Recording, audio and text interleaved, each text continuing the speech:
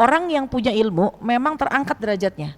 Yarfa'illahu alladhina amanu minkum, Allah yang firmankan dalam Al-Quran, Allah akan angkat derajat bagi orang yang punya ilmu dan orang yang beriman, beberapa derajat. Ya, jadi nggak perlu kita yang mengangkat diri kita, nggak perlu kita menunjukkan bahwa kita hebat dengan keilmuan kita. Insya Allah Allah angkat derajat.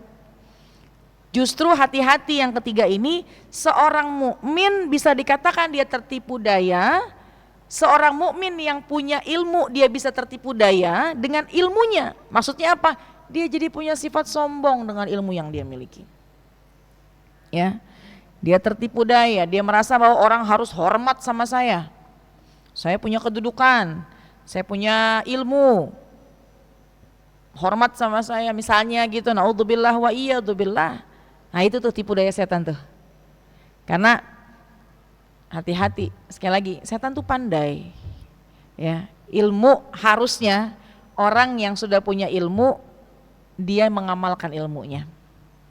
Ketika dia sudah paham ilmunya, maka dia akan mencoba mengamalkannya. Kalau sudah mengamalkan, maka insya Allah dia akan punya sifat yang namanya tawadhu. Karena kata Nabi, demi Allah, seorang ketika dia punya sifat tawadhu, Allah akan angkat derajatnya. Dan sebaliknya, ketika seorang merasa diri dia sombong, dia merasa diri dia hebat, maka sangat mudah Allah akan merendahkannya. Ya, adalah Bu, kita mah begini-begini aja deh. Siapa yang ngangkat? Allah aja udah. Biarpun direndahin sama orang misalnya, selama tidak mengganggu fisik, tidak menyakiti fisik kita, cuma hanya ucapan-ucapan aja, ya nggak apa-apalah, biarin aja.